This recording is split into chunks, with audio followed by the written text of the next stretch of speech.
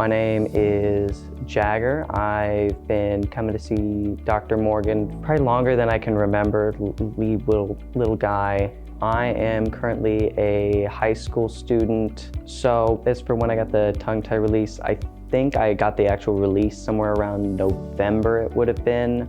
But I've been seeing Dr. Morgan for consultations and just kind of preparing that, doing some exercises and just getting ready for it. Probably 6 months prior, maybe more so. Dr. Morgan had good friends with my dad, but he had wanted to do this for a very long time. And little old me being scared, oh my God, it's gonna hurt. I don't want him cutting my tongue. That sounds crazy. So that was probably the main thing that had kept me. But then when I revisited when I was like probably 16, the thought came again where maybe I should. And then around 17, it was like, yeah, let's do it. Symptoms, of course, having lived with it your whole life, you have number one would probably have been like a pretty bad gag reflex. I hadn't really had a problem with snoring, but he said that could be one of the things. I think it was mainly the gag reflex was the only symptom that gave me issues that I at least could notice.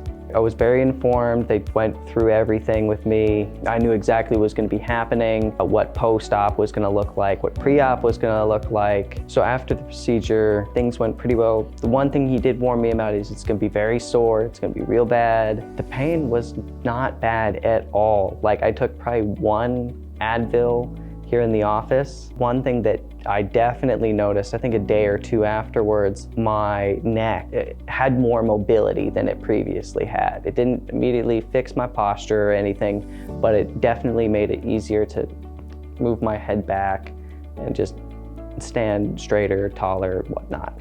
So for the myofunctional therapy, it's something you do twice a day. None of them are really all that hard. They'll make, especially when starting out, they'll make your tongue feel very tired. So you have to do them twice a day, every day. The more you do it, the better the operation's gonna be, the better, especially after, it's gonna prevent it from going back. You gotta keep doing it, especially post-op. Without Dr. Morgan introducing the idea of the tongue tie, I would have never thought of it, not even come across my mind, and I'm very glad that I've been able to meet everybody here.